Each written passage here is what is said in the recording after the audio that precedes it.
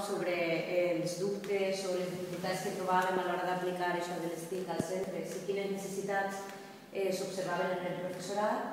I la segona part era demostrar experiències perquè també poguérem agafar idees per aplicar-les en la nostra pràctica habitual, en el dia a dia de l'aula. Una de les experiències que es va presentar és la que jo ara us explicaré de forma molt resumida, que és l'ús de la xarxa NIC, la mateixa que tenim en un entretant, la mateixa que ja es pugna, però dins d'una aula. En aquest cas es feia per a alumnes del màster de secundària i en l'assignatura de complements per a la formació disciplinària en llengua catalana, que és una de les assignatures que s'han de fer en l'especialitat de català.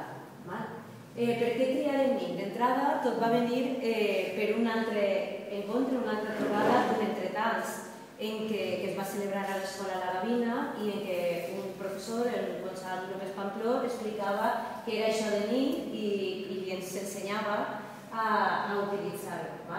Doncs això ens va animar, o personalment també em va animar, perquè havíem de començar el màster, era una cosa nova, perquè era el primer any que s'aplicava el màster, que és en el curs 2009-2010, al País Valencià va ser el primer any en què la Universitat de València aplicava el màster nou de secundària i vaig pensar que era una manera engrescadora de treballar amb alumnes que a més eren adults, que tampoc eren els xiquets de l'institut o de l'escola i per tant podia semblar interessant perquè ells tenen un contacte molt habitual amb les noves tecnologies.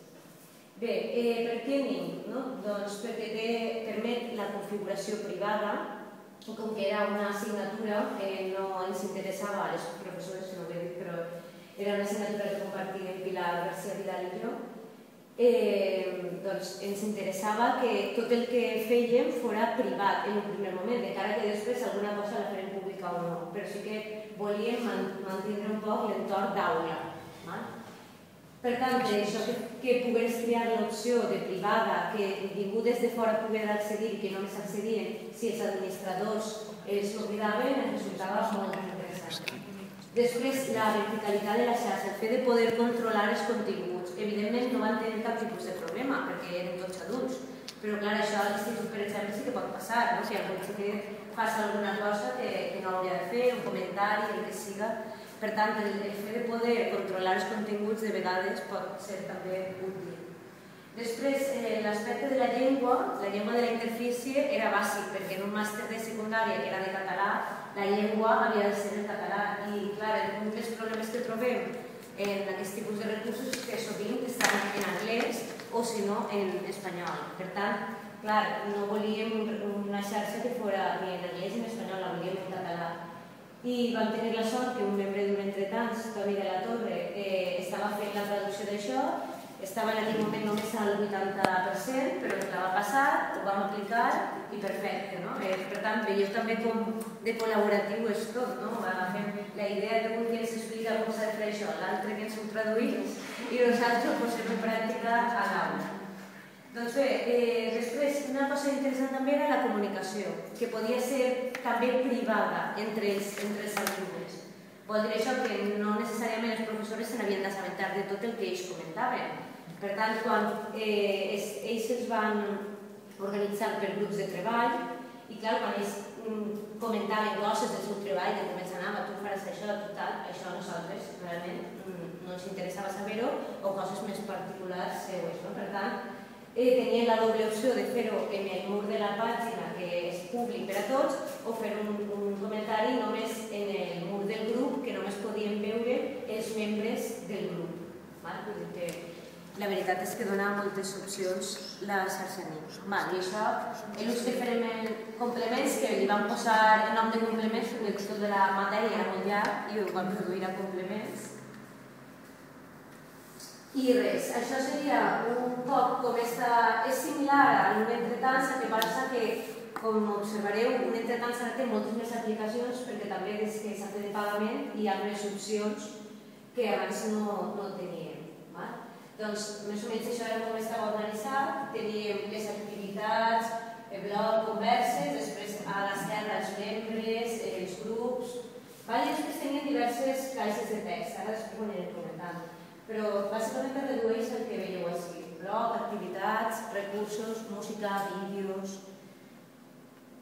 A veure, en el blog, veieu, és una captura que vam fer del blog, cadascú anava fent els comentaris que podien ser treballs de l'aula, coses que els venia de gust comentar, qualsevol cosa. També ens vam demanar, ara que veig la fotografia, que com que era per a l'aula i això després anava a tenir una repercussió en la nota, doncs que posaren una fotografia identificativa i posaren el seu nom. Entonces vam començar amb el nom i amb la fotografia, però segons va anar passant el temps van anar descobrint altres opcions, sí, puc fer una foto, què tal? M'agrada aquell quadre perquè em representa o el que siga, i van anar canviant-ho, però ja com ja sabíem acostumat tots a com funcionaven i cadascú ja sabíem qui era, tampoc resultava conflictiu. Doncs així tenim les entrades de blog i després allà es poden destacar algunes entrades i apareixen també els últims. Després, així, les activitats no les tenim com ara estan en link perquè hi havia un problema en la traducció i no per les dates o no sé què passava, que no es podia fer anar l'aplicació i ho vam fer simplement, ho vam col·locar com una nota, un apunt. I cadascú podia entrar i posar el comentari que volgués. D'activitats podien ser d'aula o de fora d'aula. També comentaven algun concert interessant, una xerrada, el que fora. Després, diccionaris, gramàtiques i recursos, vam fer dues caixes de text en què posaven una de diccionaris i gramàtiques, que se suposava que llicenciats en filologia catalana la majoria, això ja era obvi, però per si de cas ho vam posar. I després recursos dictat perquè, clar, els obríem un món nou, perquè ells havien fet la carrera però no havien tingut contacte amb les TIC. I, clar, no sabien res, volíem veure altres coses i què passava. Per tant, vam posar enllaços a wikis, també a plataformes com la d'Espurna, no sé, altres, l'aula, internet en l'aula, o moltes que podien ells consultar i així també aprendre. Després veieu que també feien converses, que això també és un altre tema, no? Al principi les converses costen molt de generar i al principi, sobretot, si veieu, aquesta va ser la primera que es va fer, la de llengua, societat i ensenyament, que era per recollir informacions que apareixien en la premsa sobre l'ensenyament del valencià, generalment. Clar, en un primer moment costava de generar converses i les feien sempre les professores, però després ja van ser ells els que van generar les seves converses i fins i tot durant les pràctiques, en el màster hi ha un període d'estat de pràctiques i no teníem classe, però vam mantenir la xarxa evidentment oberta i ells anaven fent comentaris, els anaven explicant coses. Així, en les pràctiques de l'institut anaven posant fotografies del centre, activitats que havien fet, coses curioses, el que fos. En vídeos el mateix, més o menys és això, començàrem i era tot molt de l'assignatura, i a poc anava personalitzant-se més amb les persones que formaven part. Doncs els vídeos de tot tipus, d'ensenyament i si a TV3, de qualsevol cosa que ens interessava. Després de música teníem també allà el quadre que deien que anaven pensant cadascú les cançons i també comentaven, de fet, si ho heu vist abans, hi havia una conversa que era música, perquè anàvem descobrint nous grups o cantants que desconeixien i entre nosaltres anaven també passant-nos la informació. Després, en fotografies, tenim de tot, des de fotografies dels centres on feien pràctiques, treballs, fotografies d'alumnes amb la cara tapada per allò dels drets i tal, fins a visites a la Fira del Llibre, fins a altres coses més com que havien quedat per fer el treball i que anaven a dinar o tal.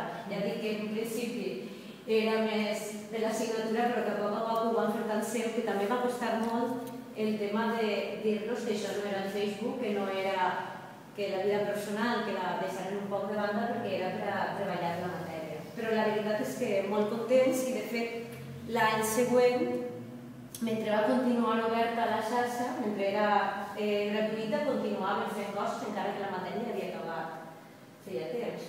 I una aplicació molt bona que també tenim en un entretals, que molt útil per a fer classe, era el Box. perquè, clar, ells estaven acostumats a l'aula virtual de la universitat, en què pots penjar tot tipus d'arxius i compartir-los.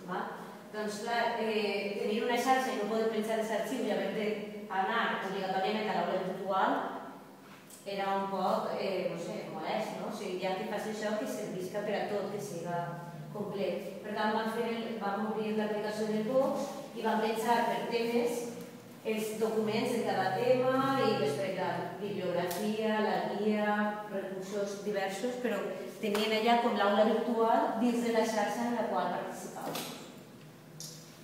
Com veieu, també vam fer seu la xarxa perquè van personalitzar els perfils, ho van canviar cadascú al seu estil.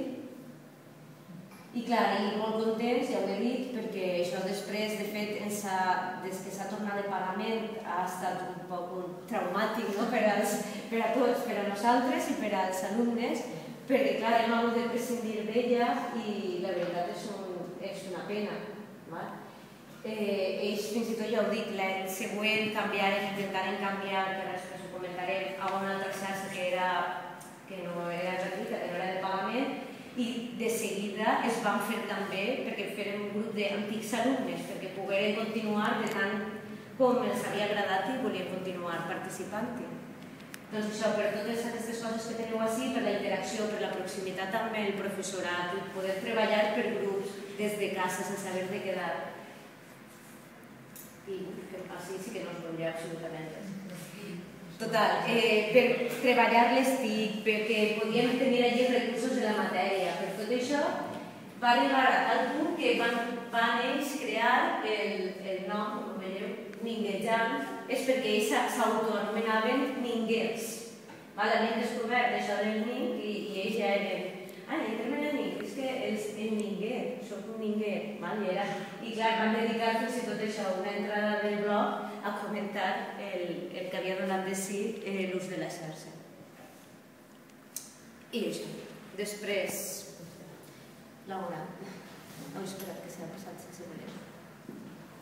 Sí.